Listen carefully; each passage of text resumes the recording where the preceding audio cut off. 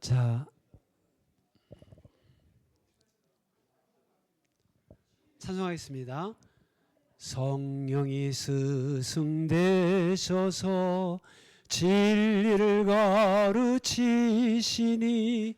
그 말씀 한 절 한 절이 내 맘에 교훈되도다. 내 평생의 소원, 내 평생의 소원, 대속해 주신 사랑을 간절히 알기 원하. 다시 한번 성령이 스승되셔서 진리를 가르치시니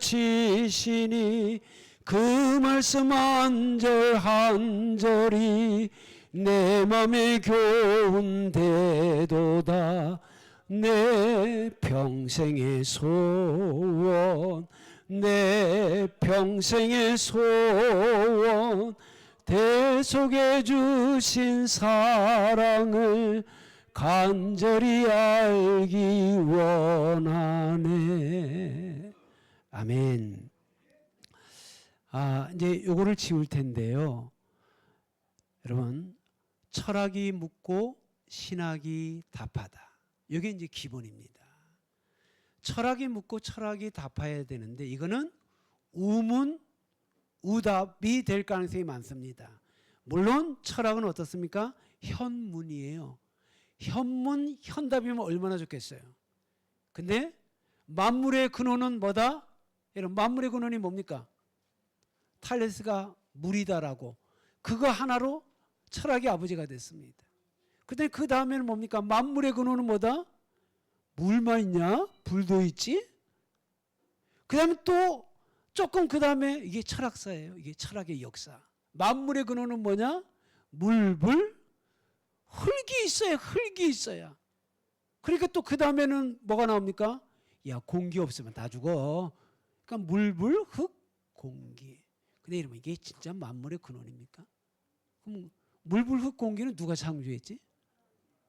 이렇게 되어지는 거예요. 그러니까 철학은 만물의 근원을 물어보는 것 자체가 현문, 아주 좋습니다. 근원이 뭐지요? 아르케. 여러분, 아르케라는 말은 잘 몰라도 여러분 우리가 자주 씁니다. 심리학에서 융의 심리학 들어가면 아르케타입 뭡니까? 원형, 타입의 원래의 본질. 그래서 이게 아르케타입이 되는 거예요. 자, 그런데 여러분, 요한복음 1장 1절이 어떻게 된 줄 아십니까? 엔 아르케, 엔 호로고스입니다. 우리는 어떻게 번역하죠? 태초에 말씀이 계시냐 이렇게 하잖아요. 저 같은 철학자가 보게 되면 뭡니까? 엔 아르케가 태초에가 아니라 만물의 근원, 그것이 뭐다? 로고스, 말씀이다. 그 말씀이 누구다? 말씀이신 예수 그리스도다. 예, 그래서 사실 철학은 현문이지만 답은 뭡니까? 아까 물, 흙, 공기 보니까 그는 물리적으로는 조금 답에 가깝지만 현문, 우답입니다. 그래서 사실 현문, 현답은 뭡니까? 철학자가 묻고 누가? 성경이 답하고 예수님이 답해야 됩니다. 근데 더 중요한 거는 뭡니까? 사실은 현자의 질문도 질문 자체가 사이비 질문이 많습니다. 완전한 분이 질문해야 되겠죠. 그래서 가장 좋은 건 현문, 현답도 아니고 신문, 신답. 하나님이 묻고 하나님이 답하시다. 예를 들어 뭐죠? 참으로 주님이 오셔가지고 그 사라의 품을 떠난 하갈에게 너가 어디서 와서 어디로 가느냐? 인생은 나그네 길 어디서 왔다가 어디로 가느냐? 불교 믿는 사람들이 역시 불교의 질문을 어떻게 저렇게 또 음유 시인이 저렇게 멋지게 노래를 했을까? 여러분 미안합니다. 어떤 사람들은 예수님이 노자한테 배웠다. 왜냐하면 공생 이전의 삶이 없으니까 어떤 사람은 인도에 와서 부처님의 그런 가르침을 받았다. 그런 책 들어라도 봤습니까? 그게 모르는 게 좋습니다. 네, 여러분, 신학자들 가운데 이런 책을 쓴 이상한 사람들이 있습니다. 근데 여러분 보십시오. 아무리 그런 말을 우리가 조금, 그래서 종교다원주의, 예수님이 뭐 노자한테도 배우고 공자한테도 또 뭐 부처한테 배웠다. 그리고 뭐 비슷한 말도 있어요. 여러분, 선한 사마리아의 비유 있지요? 불교에 나온다 안 나온다? 나와요. 그에 대해서도 제가 논박을 이제 해드린다면 쉽게 표현해서, 여러분 이게 다 뭐다? 모세한테 다 이게 배운 거예요. 그리고 모세 이전에 창세로부터 아브라함한테 처음 그 하갈한테 첫 질문이 뭡니까? 어디서 왔다가 어디로 가느냐. 물론 더 근본적인 질문이 있어요. 아담아, 너가 하나님과의 관계에서 어디 있느냐. 가인에게는 뭐라고 했습니까? 사랑과의 관계에서 내 아우 아벨이 어디 있느냐.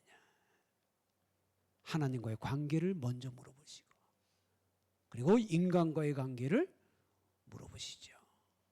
거기에 대해서 완전한 답변, 예수님께서 뭐라고 하셨습니까? 마음을 다하고 성품을 다하고 생명을 다하여 주 너의 하나님을 사랑하라.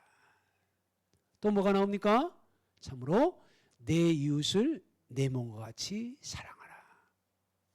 이거예요. 첫 번째 질문 창세기 3장 9절, 4장 9절 두 번째 질문에 대한 주님의 답변입니다. 근데 중요한 건 현문 현답을 넘어서서 현문의 신답이 중요하고, 그렇다면 더 중요한 건 뭐다? 신이 묻고 신이 답변한 신문신답이 가장 중요하다라는 거. 뭐 이런 거는 유튜브에 좀 들어가 보면 제가 좀 그런 거에 대해서 잠깐 좀 말을 해놓은 게 있어요. 그런 것도 한번 좀 찾아보시면 되겠습니다. 네, 어찌됐든 여러분 이 필라조피라는 이것이 어떻다? 우리가 조직 신학을 할 때 있어서 이러한 형식도, 그리고 여기에 대한 답변에 있어서도 어떻다? 우리는 그러한 질문에 대해서 성경의 답변으로 하나님의 답변을 했다. 그거를 꼭 좀 기억을 해 주시고요. 자, 다시 한번요. 근본적 사고, 논리적인 사고, 그 다음에 어떻다? 미래적인 사고, 그리고 여기서 foresight, insight. 그 다음에 이것이 어떻다? 뿌리까지 연결되는 통전적인 사고. 쉽다, 어렵다? 어렵다. 솔직히 어려워요. 그런데 그러니까 어떻습니까? 사랑하면 목숨을 걸고 끝까지 사랑하잖아요. 그래서 여기 필라소피, 여기가 에로스다, 뭐 아가페다 이런 말이 붙는 건 어때요? 하나님에 대한 사랑은 물과 불의 시련이 있어도 어떻습니까? 더 그 사랑은 아무도 빼앗을 수 없다라고 아가서에서도 노래하고 있지 않습니까? 죽음보다도 더 강한 그런 것들을 여러분 꼭 기억을 하시고, 자, 불교나 이런 데서 말하는 거는 뭡니까? 그게 불교에서 나온 게 아니에요. 아브라함 때 불교보다 최소한 어떻습니까? 2000년 그 이전에 하나님께서 인생에게 물어본 질문이고, 저는 매일 성경으로 큐티를 하거든요, 우리 교회는. 근데 요새 요한복음을 보게 되면 요한복음의 가장 중요한 쟁점이 뭡니까? 너희는 어디서 와서 어디로 가는 줄을 알지 못한다. 여러분, 제가 철학과 종교 전공입니다. 그게 되면은 매년마다 뭐 무당 종교도 찾아가서, 또 심지어 불교 화엄사에 가가지고도 우리가 일주일간 머무르고 이제 그런 종교를 이렇게 공부하기 위해서. 근데 큰 스님이 뭐라고 하냐면요, 인생은 나그네 길인데 어디에서 왔다가 어디로 가느냐. 화엄사의 큰 스님이 말씀하시더라고요. 근데 우리가 답을 못 하잖아요. 예? 답을 모르잖아요. 근데 저는 답을 알고 있어요. 그래서 일부러 애꿎게 질문했어요. 큰 스님, 우리가 모르니까 답을 주십시오. 그랬거든요. 어땠을까요? 모르겠다 똑똑똑. 내가 아냐 똑똑똑. 네가 아냐 똑똑똑. 그럼 그게 아주 그냥 위대하게 보입니까? 성철 스님이 나는 죽어 지옥으로 간다 뭐 이러니까 이 양반이 갖는 지옥은 뭐 또 뭘 말할까? 이런 위대한 가르침을 주시다. 아니 지옥 간다는 그게 무슨 위대한 가르침이야. 죽으면 죽으면 1분 만에 아니 1초 만에 당장 뭐예요? 지옥이 딱 보이는데 참 어리석은 사람들이지. 예? 여러분 불교에서의 가장 위대한 가르침 뭔 줄 압니까? 어디에서 왔다가 어디로 가느냐. 근데 주님이 뭐라고 했습니까? 종교인인 저 유대인들에게 너희는 아직도 어디서 왔다가 어디로 가는지를 알지 못하느냐. 나는 어디에서 와서 어디로 가는지를 알거니와 너희는 왜 이걸 모르느냐. 여러분 사실 이게 철학의 질문이 아니라 실은 하나님의 질문이었어요. 최고의 질문이 뭐라고요? 어디서 왔다가 어디로 가느냐. 그 가운데 뭐죠? 그 가운데가 뭐가 있죠? 무엇을 하다가. 이건 사명으로서 살다. 그래서 물과 성령으로 거듭난다. 이게 뭡니까? 거듭나다가 위에서 난다는 말이잖아요. 원어로 보게 되면. 아래에서 난 사람들은 아래에서 살다가 아래로 죽는 거고 위로부터 난 자는 땅 아래 사람이 하늘의 사람이 되었어. 하늘의 삶, 사명을 살다가 하늘 아버지께로 돌아가느니라. 근데 이 가장 중요한 질문을 다 어때요? 그냥 현문의 우답으로만 답하지만 우리는 현문의 현답. 그보다 더 중요한 건 신문 신답. 자, 곧바로 계시록을 좀 빨리빨리 좀 나가겠습니다. 제가 이 계시록을 종말론을 하는 거는 조재천 교수님이 오셔가지고 요한계시록 몇 번 하셨죠? 예? 맞지 목사님? 예. 근데 조재천 교수님이나 이런 분들 학자들이 대부분이 우리나라 학자들은 무천년설을 너무 많이 이야기를 해요. 그리고 그분들한테 배운 목사님들은 요한계시록을 공부도 하나도 안 하고 설교도 한 번도 안 하면서 무천년설 그거는 상징이야 상징. 여러분 요한계시록을 쓴 이유가 뭡니까? 주님이 가까이 오셨으니까 어떻더라고요? 그날을 준비하라라고 하는데 여러분 그렇게 무천년설을 배우고 무천년설을 통해서 그건 상징일 뿐이다라고 하는 목사님들에게 종말에 대한 깨어있어 준비하라는 그게 있습니까? 없습니까? 없습니다. 없어요. 그리고 그런 분들이 요한계시록을 아예 설교도 안 하고 그냥 일반 설교만을 하는데 종말의 의식이 있다 없다? 성도들이 없어요.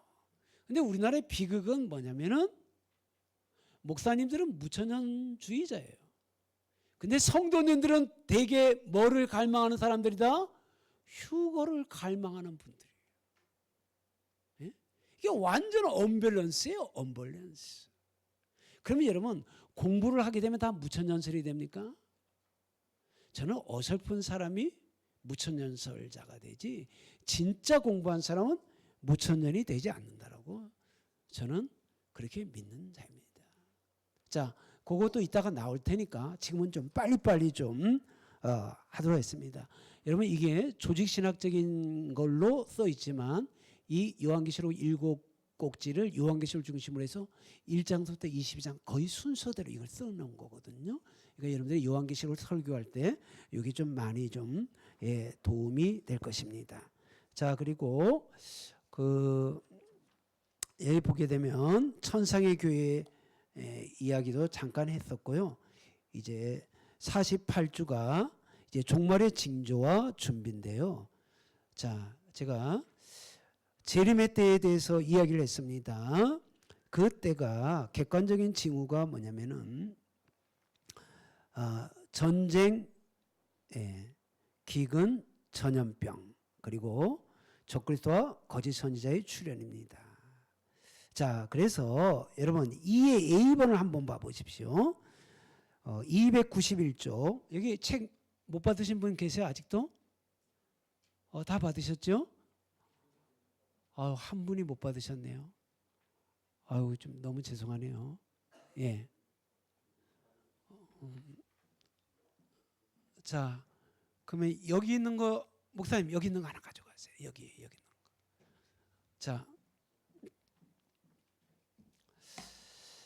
자, 보십시다. 예. 여기 보게 되면 여러분 흰말을 탄 자가 나옵니다. 그래서 그 탄 자가 활을 가졌는데 이기고 또 이기려고 하더라. 여러분 이 흰말을 탄 자가 누굽니까?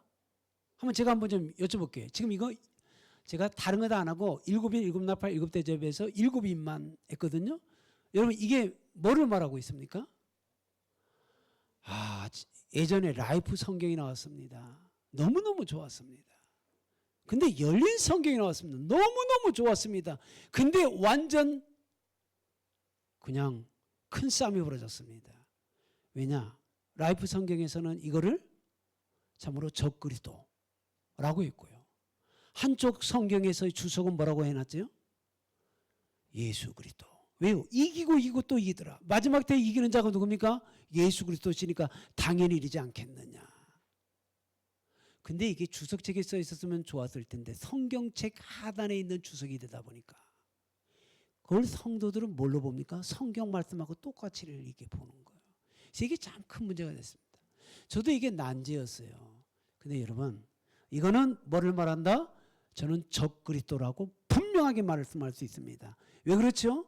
여기 7인의 첫 번째, 두 번째, 세 번째, 네 번째가 나오죠. 이게 마태복음 24장에 나오는 순서하고 똑같아요. 근데 마태복음 24장에 제일 먼저 나오는 게 뭡니까? 적그리스도와 거짓 선지자입니다. 그 다음에 여러분 여기 보게 되게 되면은 그 두 번째 인의 그 말, 세 번째 인의 말, 네 번째 인의 말은 어떻습니까? 이 순서가 똑같아요. 그 다음에 첫 번째 순서도 똑같겠죠. 그럴 때 뭐다? 말세 마지막 때 제일 먼저 뭐가 나온다? 적그리스도와 거짓 선지자가 출현해서 참으로 어떻다? 택한 자들도 미혹하리라. 청함을 받은 자들을 마지막 때 미혹하는 게 아니에요. 누구를 미혹한다고요? 청함을 받은 자는 많대, 택함을 받은 자는 적다라는 그 적은 자조차도 미혹하려고 한다라는 것입니다. 그래서 이런 걸 이렇게 정리를 할 수가 있었는데요. 자, 여러분 객관적인 징후로 적그리스도와 거짓 선지자, 그 다음에 두 번째인 전쟁, 세 번째 기근, 네 번째 전염병, 이런 건 어떻습니까? 예수님이 하셨던 그 말씀이 오늘 우리가 다 체험하고 있잖아요. 참 저는 코로나가 와서 진짜 행복했습니다. 왜요? 우리가 세계적인 전염병을 한 번도 체험을 못했어요. 그래서 전쟁, 지진, 기근, 말세, 연병할 놈 할 적에 그 전자 쓰면 전염병. 제가 호남에 가가지고 놀랐을 때 이 연병할 놈이란 말이 너무 쉽게 나가지고 그냥 왔다 무섭대요. 예? 근데 그게 뭐 전자 앞에 있는 걸 떼는 거예요. 전염병. 근데 제가 그때 그랬어요. 여러분 코로나가 왔는데 예배를 폐하자고요? 아니 이 마지막 때에 전염병이 있다라고 예언하셨는데 그 예수님이 뭐라고 했습니까? 말세에 모이기를 패하는 어리석은 자들 같이 되지 말고 그날이 가까이 옴을 볼수록 모이기를 패하라. 여러분 이때 여러분 누구의 말을 들어야 됩니까? 하나님의 말을 들을 것입니까? 통치자의 말을 들을 것입니까? 물론 당근으로 통치의 말도 들으라고 되어 있습니다. 그러나 여러분 어때요? 법률의 말을 들어야 됩니까? 헌법의 말을 들어야 됩니까? 명령의 말을 들어야 됩니까? 헌법의 말을 들어야 됩니까? 최상의 법의 말을 들어야 되죠. 법률, 명령, 조례, 규칙이 아무리 좋더라도 헌법에 위배되어지면 그 즉시 어떻습니까? 폐해지는 거예요. 충돌할 적에 어떻습니까? 우리가 부모에게 효도하는 말도 너무 위대한 말이지만 단서가 있습니다. 주 안에서 부모에게 순종하라. 부모의 말씀, 내 눈에 흙이 들어가기 전에 절대 예수 믿지 말아라. 부모에게 효도하라 했으니까 그 말대로 순종해야 됩니까? 하나님만을 섬겨라. 그 말씀에 순종해야 됩니까? 충돌이 일어나잖아요. 그때 우리는 어떻습니까? 가장 높은 가치. 철학에서 가치론이라는 게 있습니다. 자, 우리는 무슨 말씀을 들어야 된다? 하나님의 말씀이 우선입니다. 이게 잘 접근이 안 됩니까? 여러분, 솔직히 라합은 누굽니까? 매국노예요. 매국노. 맞죠? 정탐한 자를 어떻게 했습니까? 신고해가지고 간첩을 신고해서 돈이라도 받고 그래야 되잖아요. 근데 여러분, 왜 여러분들 무조건 라합은 무조건 좋게 생각합니까? 매국노인데. 그가 나라의 법보다 더 높은 누구의 법? 하나님의 법을 따랐기 때문에. 그래서 가치관이 충돌할 때 거짓말하지 말라. 예? 그러니까 어때요? 부모에게 효도하는 말씀을 일단 우리가 더 많이 들어야 될 것 같아요. 그런데 그것조차도 어떻습니까? 최상은 뭡니까? 하나님을 먼저 예배하라가 더 우선입니다. 그리고 부모에게 효도하라는 것도 그래서 부모의 말씀을 거역해서라도 주 안에서 순종해야 어떻습니까? 잠시 불효가 영원한 효도가 되고 잠깐의 효도는 영원한 불효가 돼요. 지금 무슨 말인지 알겠죠? 잠깐 불효하면서 그래도 예수님 믿고 어떻게 노력하다 보면 기도하다 보면 부모님들도 다 예수님 믿게 되는 거고 잠깐 효도한다라고 깜짝깜짝거리다가 자기도 믿음 잃고 부모님들은 여전히 불신앙 가운데 죽어버리고 그래서 여러분 이게 가치관이 충돌할 적에는 어떻다? 무조건 성경 중심으로 그리고 하나님도 기쁘게 하고 사람도 기쁘게 하는 게 이게 인생의 도의지만 사람을 기쁘게 하는 일이 하나님을 기쁘게 하는 거고 반대가 될 적에는 무조건 어떻다? 하나님께 먼저 기쁘게 하는 거. 자, 그런 가운데서 여러분 저는 우리 교회는 최악을 대비하고 최상을 기대하자 하면서 우리도 코로나 때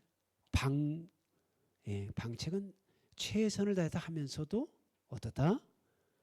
최상. 이때 하나님은 어떠한 최선의 은혜를 주실까? 그걸 기대하며 나갔습니다. 그래서 사실은 은혜 가운데 그때도 오히려 교회가 쇠퇴한 게 아니라 조금씩이라도 매년 이렇게 성장하는 열매도 받았습니다. 근데 저는 참 우리 목사님들이 나라님 말은 그렇게도 잘도 들으면서 새벽기도도 없애 뭐도 없애 그런 건 잘하면서 왜 목사님들이 하나님의 말씀을 두려워 떨면서 받지를 못할까? 그게 좀 참 너무도 안타까웠습니다. 자, 왼쪽 페이지에 보면 실존적 증오가 나옵니다. 실존적 증오가 뭐냐면 디모데후서 3장 말씀이었습니다. 이것을 알라 말세에 고통하는 때가 이르러 사람들이 어떻다? 자기를 사랑하고 돈을 사랑하고 쾌락을 사랑하고 경건의 모양은 있으나 경건의 능력은 없다. 결론이 뭡니까? 이러한 자들에서 메타노이아. 이러한 자들에게서 슈브. 돌이켜라. 이게 뭡니까? 진짜 회개라는 말이지. 이러한 자들하고 같이 있다면 다 멸망하니까 회개하는 것입니다. 여러분 사실 지금 세상이 어떻습니까? 자기 사랑, 돈 사랑, 쾌락 사랑 가장 대표적이지 않습니까? 근데 자기 사랑, 돈을 사랑, 쾌락 사랑 이렇게 하고 있는데 실질적으로는 어떻다? 말세에 고통하는 때라는 것입니다. 그렇게 사랑하는 자에게는 자기를 사랑하고 돈을 사랑하고 쾌락을 사랑하는 사람들에게 가장 좋은 것들이 넘쳐야 될 것 같는데 어떻다고요? 오늘 성경은 그것은 고통하는 때일 뿐이다라고. 근데 우리 목회자들도 솔직히 하나님보다도 성도들보다 우리를 사랑할 때가 얼마나 많아요. 성도들도 숫자만 보이고 성도들도 그 숫자가 돈이니까 돈만 보이고 예수를 보지 못하나 지금도 사랑하고 예수를 지금도 보지 못하나 믿고 말할 수 없는 영광스러운 즐거움을 그 진리의 기쁨을 영원한 기쁨보다도 당장에 그냥 돈을, 쾌락을. 근데 여러분 그 결국은 뭐라고요? 고통만 있다는 거죠. 네? 사탄하고요 예수님은 정말 전적으로 차이가 나는 게 있어요. 뭡니까?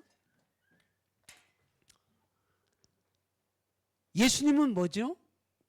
Pay now. 지금 대가를 지불하는 거예요. 예? 그 다음에 그렇게 되면 어떻게 된다? Enjoy. 지금 Pay, 대가를 지불하면, 지금 십자가를 지면 어떻다? 나중에 영생복락멸류관 확실히 받겠네. 저는 그래서 천국은 영생복락이라고 그렇게 표현했어요. 한자. 이게 한문으로 풀어 쓰는. 예? 그래서 여러분 이게 예수님이시고 세상과 마귀는 어떻습니까? 인조이 나오예요. 지금 마음껏 즐겨라. 페이. 대가는 나중에 지옥 가슴. 이런 무책임한 놈이 어디 있습니까? 지금 즐기라고 해놓고 그 다음에 어떻다? 지금 즐기고 영원히 즐겨라. 그래야 그래도 좀 양심 있는 놈 아닙니까? 이 사탄이란 놈은 항상 지금 마음껏 즐겨라. 그 다음에 어떻다? 나중에 대가 치르고. 근데 우리 예수님은 어떻습니까? 지금 십자가를 지라. 나중에 어떻다? 영생복락은 영원한 선물로 주어진다. 자, 한번 여쭤보겠습니다. 이는 살 중에 살, 뼈 중에 뼈. 정확히 인용을 했습니까? 못했습니까? 예? 여러분, 제가 잘못했어요. 성경은 어떻게 했습니까? 이는 뼈 중에 뼈, 살 중에 살. 이게 순서가 굉장히 중요합니다. 왜요? 뼈 하게 되면 뭡니까? 뼈를 깎는 고통. 부부는 어떻다? 일단 고통을 같이 할 수 있어야 된다는 거예요. 부부는. 하나님이 주시는 가정교회는 어떻다? 십자가를 같이 지는 가정이 돼야 된다. 그럴 때에 여러분 살 중에 살, 살은 어떻습니까? 우리에게 최고의 그 쾌락을 주는. 예? 그래서 사실 예수님만 먼저 십자가를 지라. 가 아니라 창세기부터 이미 살 중에 살, 뼈 중에 뼈가 아니라 뼈 중에 뼈, 살 중에 살. 심령도 그렇고 가정교회도 그렇고. 그래서 우리가 말세에 자기를 사랑하고 하나님을 사랑하는 게 아니라 자기를 사랑하고, 예? 돈을 사랑하고 쾌락을 사랑하고, 그것은 마귀가 주는 참으로 쾌락이요. 그것은 현재도 미래도 영원한 고통이다라는 거. 자, 여러분 여기 다 넘어가도록 그렇게 하겠습니다. 넘어가고요. 제가 2번의 여섯째인, 첫째인, 둘째인, 셋째인, 넷째인, 다섯째인, 여섯째인, 여러분 이렇게 한 이유는 뭐냐면 일곱인, 일곱 나팔, 일곱 대접, 결론이 다 뭐였습니까? 예, 구원하심이 우리 하나님과 어린 양께 있도다. 다 찬송으로 끝을 맺고 있어요. 그러니까 어떻다? 그것으로 한 바퀴가 이미 종말을 완성했다라는 거예요. 그래서 종말의 완성이 4번 나오는 거라고 여러분 일단 보시면 돼요. 그 찬송이 나오는 그런 걸 통해서요. 자, 그런 가운데 제가 293쪽에 그 재림을 대비하는 성도의 준비, 제가 한문으로 배우는 신학이어가지고요. 유비무환이라고 있습니다. 첫째, 자, 이 복음 전도와 선교에 우리가 힘쓰자라는 거. 왜냐하면 이 천국 복음이 모든 민족에게 증언될 때, 전파될 때 그제야 끝이 오리라 했기 때문에 우리가 종말의 끝에서 주의 얼굴을 배우는 것은 역시 전도와 선교다. 그 다음에 목회자의 정말 순교입니다. 이건 굉장히 중요해요. 같이 한번 읽어봅시다. 시작.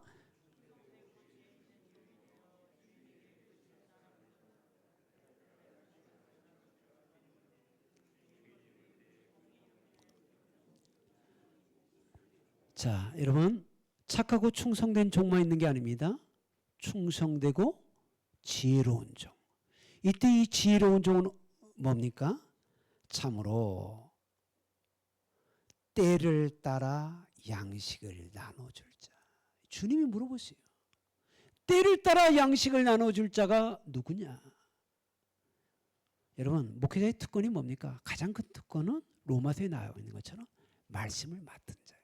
말씀을 맡은 자. 태초의 말씀부터 종말의 말씀을 두루두루 우리는 전해야 되지만 다 잘 전해야 되지만 마지막 때는 우리는 종말의 말씀을 참 잘 전할 때 그때 주께서 이것을 보시고 그 종이 복이 있으리라. 여러분 말세에 하나님 보실 때 정말 지혜롭다라고 착하고 충성되고 충성되고 지혜로운 종이라. 저는 사실 제가 하나님 앞에 설 때 딱 이 말씀을 듣고 싶었는데 제가 천국 체험하다가 이 말씀을 한번 들은 적이 있고 또 어느 날 제비를 뽑았는데 그 말씀이 나와서 정말 제가 덩실덩실 춤을 췄어요. 어떤 분들은요.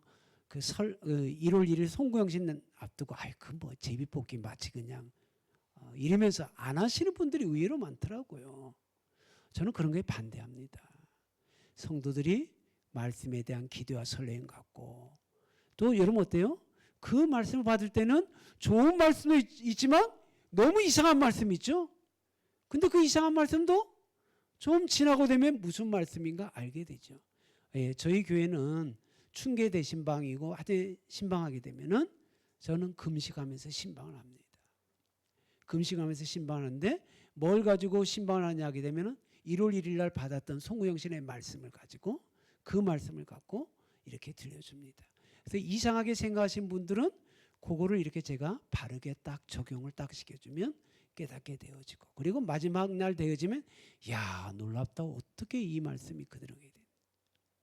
네, 여러분 저는 착하고 충성된 종이라는 말씀을 듣는 게 너무 좋은데 그러나 우리는 충성되면서 또 뭐까지 지혜로운 자가 돼서 말세에 이 천국 복음을 들려주는 영원한 복음을 들려주는 우리가 되기를 축복합니다. 그 다음에 여기 마지막 때 우리가 전할 거는요 보혈의 유무입니다. 보혈의 유무. 가장 중요한 것은 여러분 어때요? 아까 계시록 1장에도 뭐가 되어 있습니까? 우리를 사상하사 자기 피로 우리를 우리의 죄에서 우리를 해방시켰느니라. 여러분 사실 6월절 그 출애굽의 노래가 뭡니까? 모세의 노래, 곧 어린 양의 노래. 왜 예수님이 자꾸 요한계시록에는 어린 양으로 나오죠?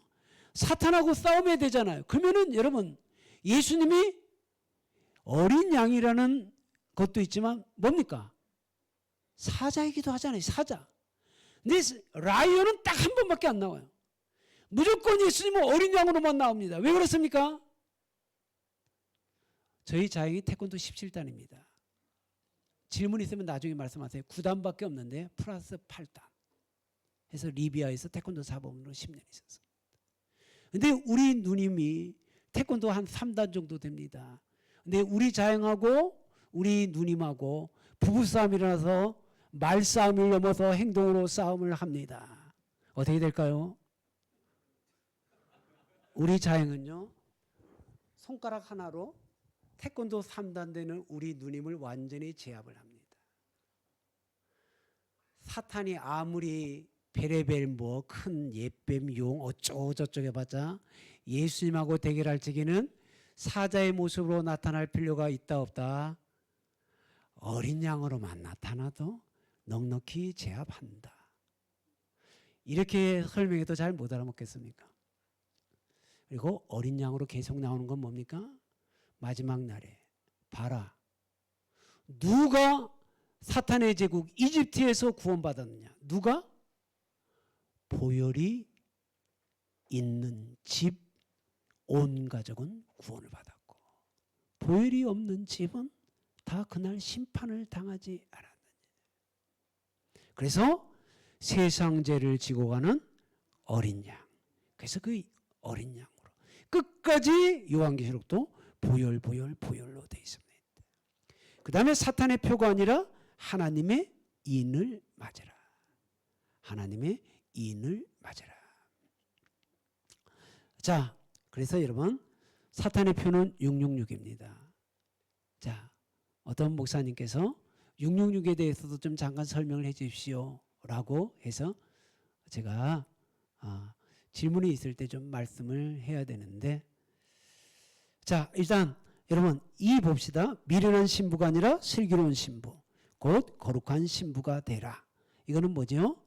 여러분 24장이 어느 때 천국이 임합니까? 있고요. 25장 마태복음 25장이 뭐죠? 천국에 들어가는 자가 나옵니다. 마태복음 25장은 그 종말의 때 누가 천국에 들어가는가? 자, 첫 번째가 뭐였죠? 25장 첫 번째가 뭐죠? 예, 슬기로운 처녀와 어리석은 종의 이야기가 나옵니다. 그 다음에 착하고 충성된 종과 악하고 게으른 종 이야기가 나옵니다. 이게 천국에 들어가는 자가 나옵니다. 네? 그런데 여러분 놀랍게 마태복음 25장에는 믿음에 관한 이야기가 안 나와요. 믿음에 관한 이야기가 안 나옵니다. 오직 어떻습니까? 착하고 충성된 종이냐? 어리석고 미련한 자냐? 슬기로운 처녀냐? 어리석은 처녀냐? 어리석은 처녀는 어때요?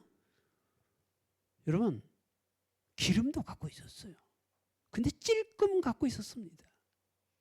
맞죠? 어린 양이 곧 오시려 했는데 늦게 오면서 어떻습니까? 그분이 오실 때는 기름이 없었습니다. 그럼 여러분 마태복음 25장의 그 기름을 우리는 뭘로 해석해야 될까요? 일단 성경을 해석하는데 기준은 어떻습니까? 근전 문맥으로 보시고 그 다음에는 원전 문맥으로는 그 마태복음 전체를 봐야 돼요. 나중에는 이제 성경 전체를 봐야 되지만. 근데 마태복음에 보게 되면 등불에 관한 이야기가 하나 나오고 있습니다. 5장 16절 너희는 세상의 빛이라. 너의 빛을 비추어 너희의 뭐를 보고? 빛을 보고가 아니라 착한 행실을 보고 이방 사람들이 너희를 하늘나라께 영광을 돌리게 하라. 이게 요한계시록 19장 10절에서 다시 한번 나오고 있습니다. 말씀의 마지막 때에 우리에게 주님께서 참으로 무슨 옷을 입으라? 빛나고 깨끗한 세마포옷을 입으라. 빛나고 깨끗한 세마포는 뭡니까? 성도들의 옳은 행실이니라. 성도들의 옳은 행실이니라. 그래서 요한계시록에 심판의 책이 있는데 심판의 책이 뭡니까? 생명책과 행위의 책으로. 자, 그 이야기도 여러분 이 책에 보면 생명책 행위책에 대해서도 제가 잘 해두었고요. 말라기에 보게 되면 여호와의 뭐가 나온다? 기념책이 나옵니다. 기념책. 쉽게 말해서 생명책은 우리의 이름이 주님 앞에 기록되어 있는 거. 그 다음에 행위책은 어떻습니까? 신불신을 막론하고 우리들이 어떻게 살아왔는가 행위가 기록이 되는 겁니다. 저 불신자는 어떻습니까? 그 행위의 책으로도 심판을 받는 거예요. 생명책으로도 심판을 받죠. 근데 기념책은 어떻습니까? 우리가 하나님 앞에 특정한 순간에 어떻게 헌신했는가. 세상의 부귀영화를 다 가질 수 있지만 예수 그리스도를 위해서 나는 이것을 과감하게 버리고 주님의 길을 걸어가겠습니다. 그건 어떻다? 구약의 마지막 책. 여러분, 자, 타낙 70인역은요.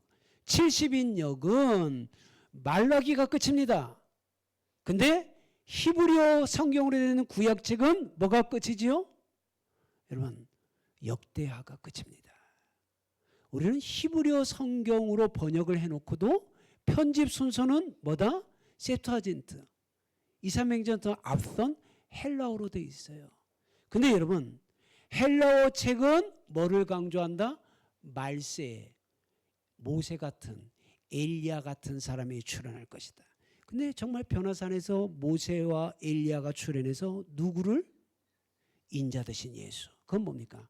그걸로 본다라면 첫사람 아담으로 시작해서 말라기는 마지막 아담 예수 그리스도로 결론이 지어집니다. 그런데 역대하로 보게 되면 역대하는 맨 마지막에 무슨 이야기로 끝을 맺습니까? 성전에 관한 걸로 끝을 맺습니다. 그럼 그건 뭡니까? 에덴 동산으로부터 시작해서 마지막이 성전입니다. 근데 여러분 그 마지막에 새 예루살렘 성전은 뭡니까? 요한계시록의 새하늘과 새 땅, 새 예루살렘입니다. 그렇다면 그것은 에덴 동산으로부터 이 성전을 헐라 내가 다시 이 성전을 세우리라. 공의가 어떻습니까? 예수님으로 시작돼서 예수님으로 끝이 나고 있습니다. 네, 중요한 건 믿음에 관한 이야기는 안 나옵니다. 왜 그럴까요? 왜 그럴까요? 마태복음 5장, 6장, 7장은 산상수훈의 말씀을 했습니다. 결론이 뭐죠? 결론. 산상수훈의 결론이 뭡니까? 목사님들. 산상수훈의 결론. 네. 산상수훈의 결론은 반석의 집과 모래의 집입니다.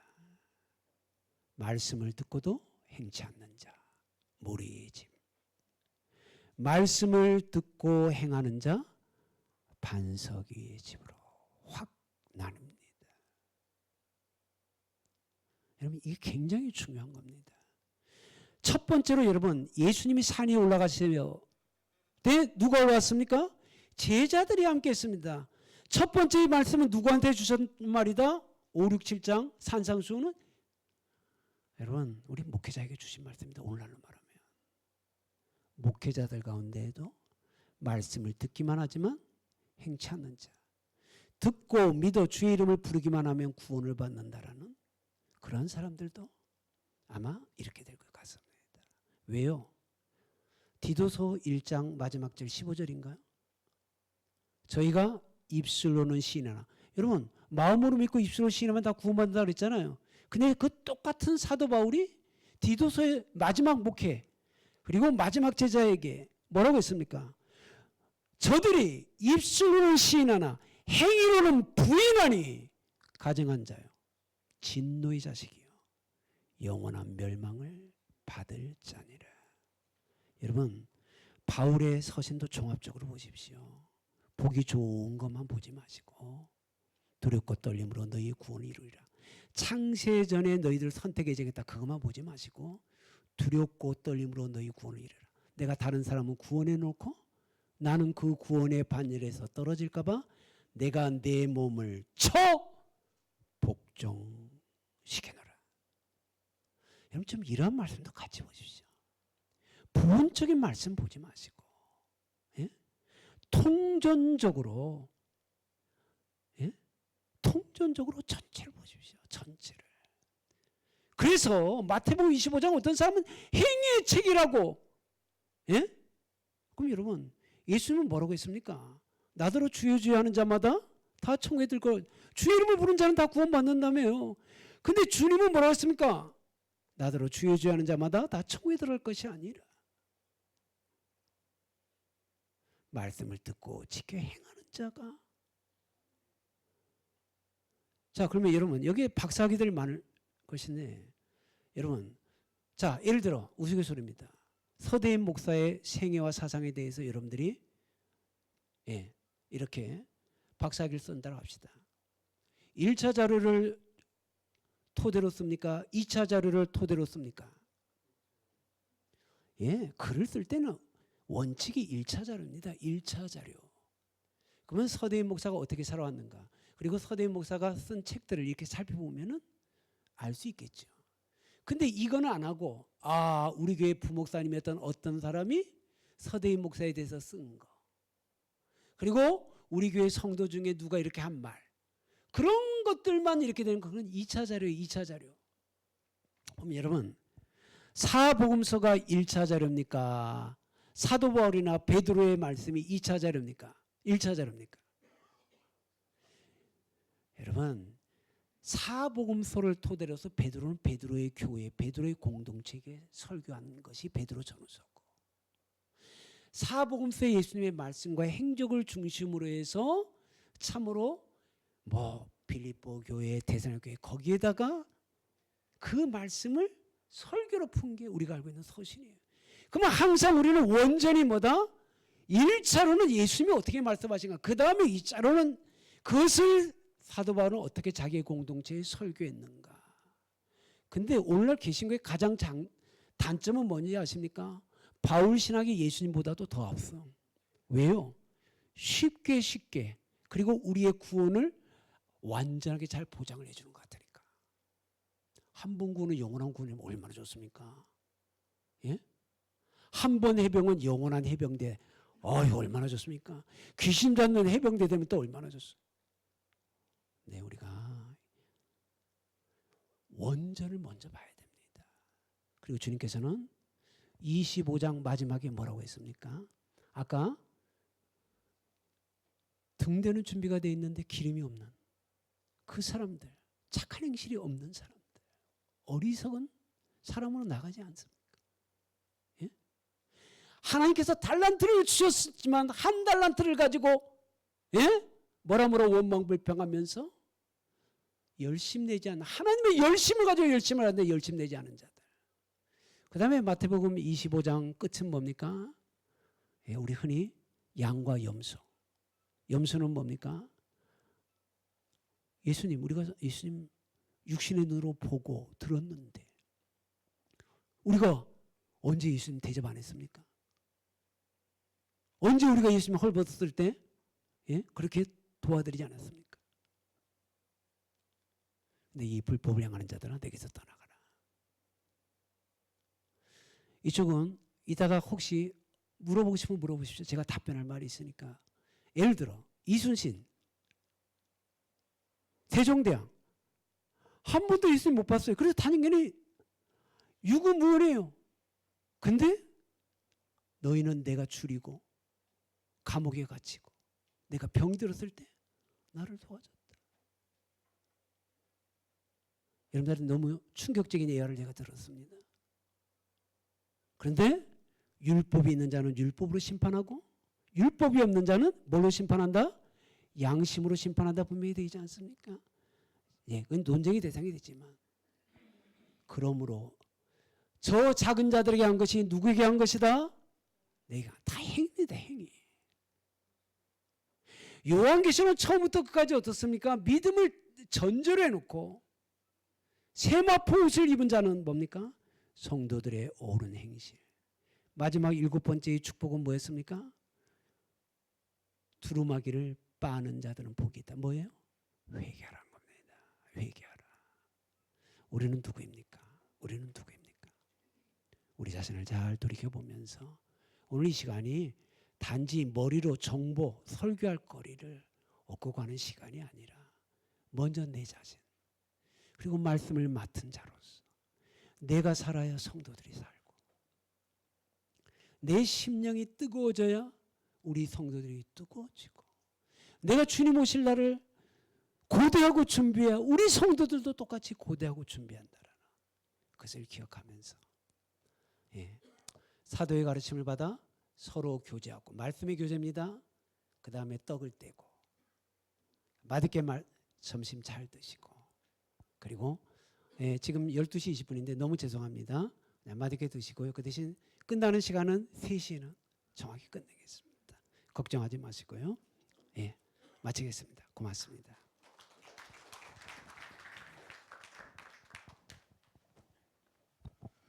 우리 오전에 아주 열강해 주신 우리 강사님께 박수 한번, 감사의 박수 한번 주시죠. 우리 지금 12시 16분인데 1시 10분까지 식사하시고 차도 좀 마시고 쉬시다가 오후 강의하고요. 몇 가지 광고 말씀드리겠습니다.